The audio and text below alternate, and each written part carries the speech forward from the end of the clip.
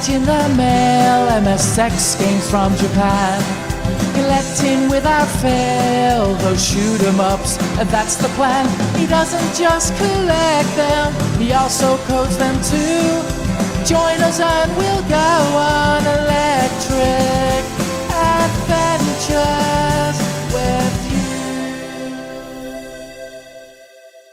Hey YouTube, Electric Adventures here with, I know it's been a little while, a channel update for January 2025. 2025 already. This one, mostly going to catch up on a few pickups and a few events during the last couple of months. And I will try and get back into doing these monthly because they're an easy to record video. I won't always have pickups every month because I don't actually buy that much stuff anymore. But I do enjoy talking to the camera and saying hello to everybody. Now, at the moment, I don't have. One of the reasons why it was harder to make videos is my Handycam that I used to use doesn't work anymore. So I'm using this webcam on top of this computer that's pointing at me at the moment, and it does have, as you can see, slight focus issues. So I apologise that in advance, but at least it's in 4K. I'll work out a solution. I have my youngest does media and film. And when I get a bit more money, I'll probably buy another camera and share it with them. So, alright, now I've got stuff all over the place here, so this is going to be in a bit of random order. We'll do the pickups first though. So, as I say, once again, no particular order. Let's go with Christmassy type stuff first. I got this. It's actually a really good hardback on one of my favourite movies, Total Recall. It talks all about the making of the film and the development process, the special effects, a little bit of a backstory on how each of the actors were picked. And it's a really good film because it does use a lot of practical effects, and even at the end of the book it talks about Total Recall 2 and why we sort of have it and don't have it and everything like that. So a very good book, highly recommended. It just came in at my local, I call him Black Books, he's called Cracked and Spineless, and he gets all sorts of very nice interesting books, but I'm sure you can find them online. I'll just turn around for those who want to grab the, there you go, barcode's in focus now. For those interested in that. So very good. I've read that, really enjoyed it, absolutely loved that as one of my favourite movies.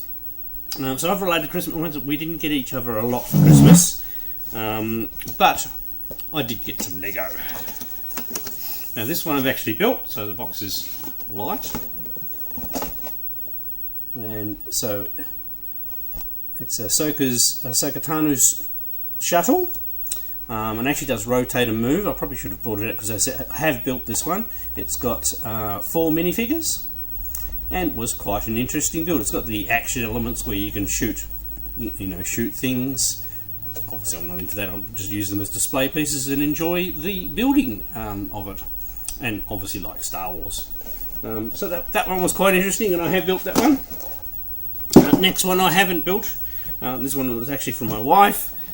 She was going through our local Myers, and actually that's when that one was purchased as well, but from a different person. But this one is from my wife, and it's my very first of these series, and it's a TIE Interceptor. So this is the larger, more detailed models. It's quite heavy. How many pieces is it? Once again, I haven't yet. It's going to be 33 centimeters by 40 centimeters when it's built. 1,931 pieces. So definitely going to take me some time, but will thoroughly enjoy it. Then I'll have to figure out where in the world I'm going to put it. I already get in a bit of trouble for the various Lego models I have throughout the house. Obviously you don't see a lot in here. For those who've seen a room tour, I do have a bit of like the original Star Wars Lego over in that corner of the room. And also obviously you're not seeing a lot of games in the background because I've moved some of the arcade machines into the middle of the room, so I can actually get to the game shelves, which hold a decent amount of my collection. So probably not the most interesting spot for me to sit, but it's the only place I can sit and use this camera. Alright, so that's pretty much Christmas pickups. Although this is Christmas related, so my good friend Brendan, who is far too generous, while we're away, left these on front doorstep, wrapped up in Christmas paper, of course, and it's some laser discs. Now, the first one I have watched this, but I hadn't actually seen the movie beforehand. It was released the same year as Towering Inferno, and Towering Inferno is a great classic disaster movie, so this is in the era of disaster movies, and it's none other than Earthquake. Now this one's got Charlton Heston in it, and I watched it with my wife, and we actually both thoroughly enjoyed it. Now, obviously, it's not as good as Towering Inferno, that's why that movie won that year, and this one probably got, because of the marketing of Towering Inferno and everything like this one got left behind, if you know what I mean. But it doesn't make it a bad movie. It's actually quite a decent disaster movie. The model work in it is really good. The story and acting aren't too bad, and it was thoroughly enjoyable. So thank you, Brendan. That was a really good pick, and I do like those sort of movies. Now, actually, these ones were for my wife from Brendan. We have, in the wrong order, and we haven't had a chance to watch them yet, is Sister Act. I do believe I've definitely seen Sister Act in the past, but I'm not sure that I have seen Sister Act 2. And I believe my wife is planning a movie night with all my girls to watch both of those as a double header, and I'll probably enjoy it as well. I do remember enjoy things as we get a cat invasion in the background. Now this is another movie. Now I don't believe I have ever seen it, although thinking about it, maybe I have and I've just forgotten about it. So it's Charlie Sheen, and it's called The Arrival. Yeah, I'm actually having vague memories of it now. I probably have seen it, so I'll remember it when I watch it. Haven't had a chance to watch that one yet, but that one looks pretty cool. So released in sometime in the 80s, I reckon.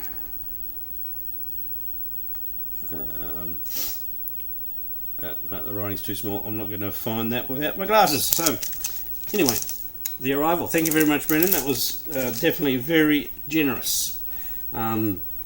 He's also going mad on MVS stuff, and he's got himself a couple of MVS single slots, and he's been buying MVS multi-carts. He dropped around one of those round there to try it out in my machine. I mean, I do have a 160 in one and some real cartridges. It was really just to see what it was like and things. If I get a chance, he really wanted me to do a video on it. Obviously I haven't had a chance to do a video yet, but we might at some stage. Alright, moving on next, we have... Now, this is via my good mate George Batchelor, who lives over in Melbourne.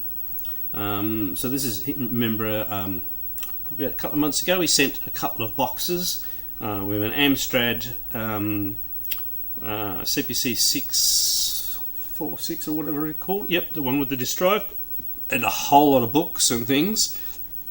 This is another one of the books that got sent separately. So he's got it sent just to my place because he's got nowhere to store them where he is. And this is Memories of Firebird, the unofficial and authorised history. I haven't had it very long, and I've only just started reading it, but it's actually been quite good so far. And Firebird released some very good games, Elite notwithstanding, but there are quite a few titles they released over time, and it's interesting going through the history, and there's interviews and just randomly picking pages here. So interviews with each of the people who work there, and talking about the development of the various games and going through the history. And it's it's quite good so far, so quite enjoying that. Alright, so one more pickup, and this is a bit of electronic equipment for the lad. It was very cheap. It was in the AliExpress Black Friday sales, and I don't have, I've got an old analog one, but I've never learnt how to use it or actually even turn it on for ages. I don't have an oscilloscope now. I am slowly learning more electronics, so an oscilloscope would be good. So I've just got this cheap one. I'm not sure whether it's any good. I haven't actually plugged it in or turned it on yet. It pretty much arrived just before Christmas. I've been away for a couple of weeks, so I haven't had a chance to play with it. So you've got the unit itself. It's nice and compact. It's got another input there. It's got a kickstand at the back. I have charged it. It comes with various probes and cables in the van, and a charging cable, and it does come with a user manual, which, as I said, I haven't read yet. So I need to read that and have a bit of a play and maybe watch some videos on YouTube and learn how to use it. So I'm sure that'll be very useful for diagnosing some of the other things that I need how to fix. And that's one of the things I'm going to try and focus on in 2025. I already have a lot of stuff. I already have far too many projects, so I'm actually going to try and work my way through them. Now, also related, this is not pickups, but this is things of my own almost ready to ship, as he drops the prototype. So the boxes for my new games have arrived. The first one here is Block'em Sock'em. So this is the new Electric Adventures themed style. So they'll all look similar and line up on the thing. So my good friend Stephen Cameron has designed these. Nice and shiny boxes. So good quality, solid boxes. So I've got the boxes already. Now this cartridge is a mock-up, not the proper label. I've only just ordered the labels today, but we've got them looking nice, and the ones that come will be glossy. So that fits over there. That's not screwed together at the moment. Doesn't have a PCB in it, but that's how the cartridge will look. That looks pretty good.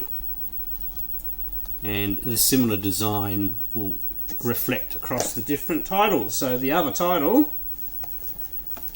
is none other than Pixidus EX, which is the enhanced version or rewritten version of my original game I released back in the 80s, with more content, different bosses, challenge stages, better sound effects, music. The original didn't have music, and obviously original was for the original Spectravideo. This is for the ColecoVision original Spectravideo MSX and SG-1000, same as the other game. Now, sorry, the label's only just sitting on there as the sample. So once again, the actual proper label will be glossy, but that looks really good and matches the style, matches through. And this is on Galaxy Purple shell. See, got a bit of glitter in there. So everything's ready to go. We just got to get the so all the boxes are the same across the systems. Just the system logo changes up here for the other systems. It's got a little bit of the hints to the Australian flag down there for manufactured in Australia. And it's just about ready to go. We've only got to finish the user manual off, and I'm just got to do some testing on real hardware of the games to make sure I haven't missed anything. So I'll be shipping in a couple of weeks. Already got heaps of pre-orders, thank you for that. But anyone who's interested, just go on my Electric Adventures website, electricadventures.net /pages/shop, and you can pre-order copies, or you can wait a couple of weeks and then they'll just be in stock, ready to order. I've got plenty of boxes, and I'll make them to order, make them up in batches ready to order. So very, very close for another 2 games, and obviously with the matching styles, they'll sit nice on the shelf. I did put that right, yeah, and line up real good. So very pleased with how they're coming together. So other things that happened in the last month or so, there was a local pinball meetup. Really cool to go back to the one. I have been there before. The gentleman has a large number of pinballs. I was also most excited because he had the new Labyrinth pinball. I am a really big fan of that movie, as is my wife. She unfortunately didn't get to go to this one. She probably would have loved to have gone there, and she probably would have played that one all the time. I had a couple of quick goes. There was a lot of interest in it, so I didn't have too much time on the machine. Plus, I hadn't seen most of the guys for a while, so I actually spent quite an amount of time talking to everybody.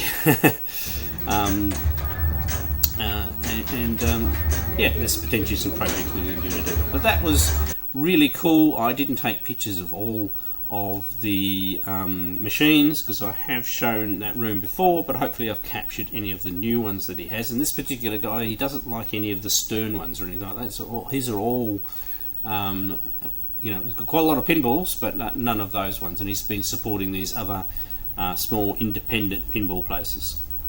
Wish I had the room and the money to be able to afford to buy pinball machines like that, but it's great fun being able to go around and play those. Very much appreciated it, so thank you very much for allowing me along. Also, before that event, another one of the guys who lives up in Launceston came and visited, and we talked gaming and stuff. That was great fun. Obviously, I will do another room tour here. So, by the way, it's my 14th anniversary on YouTube. So I better clean up my game room and do another game room tour for my latest anniversary. So 14 years making YouTube videos. Don't actually have the number of videos, but I'll try and remember that in the edit and put that down below. And yeah, so other than that, obviously had a little health scare before Christmas. A little bit of cancer removed off the middle of my back. And it was positive, so then they had to take some more. Took a little while to heal up.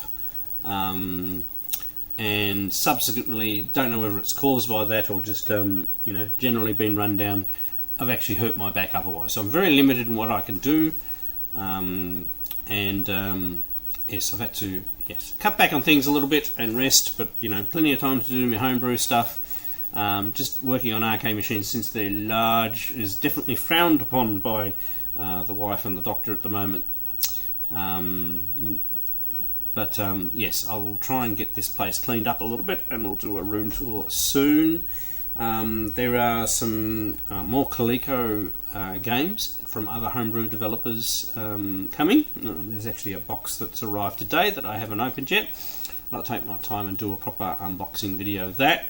I'll do a proper release video of these two games. So by the way, Coleco version's working perfectly, Spectravideo version's working perfectly. I basically direct port the MSX version for the Spectravideo version and the Sega SG-1000 version from the Coleco version. But I get them working perfectly first, test it on real hardware, then I do the final two ports. And yes, both of those, music by Aidan Toledo. He did quite a very good job on both of those. Now there will be some more so this year, 2025, for homebrew efforts, there will be a new system added to the list of systems that I'm supporting, but I'll talk about that more later in the year. Once these two titles are finished, I'm still working on Sydney Hunter on the NES. I have got more feedback stuff. Only got a couple of little minor little things they found to fix, so hopefully that'll get released and off my list. And then it's on to my new games. So upcoming games, we have Sequest 99, which is a conversion of one of my favourite games from Activision that was only released on the Atari 2600, a great little shoot 'em up. We have my port of Kangaroo to all of those platforms, and also Space Dungeon. So what order they'll be released and which month they come out will depend on how I go finishing the actual games. I don't usually get to the putting them in the box stage until the games are pretty much finished. And there are some other games coming in my pipeline as well, so plenty of output from me. Alright, so I hope everybody out there had a great Christmas and New Year's, and I will try and do videos a bit more frequently if I can. I'm Electric Adventures. Thanks to all my subscribers. Thanks for watching, and I'll catch you next time.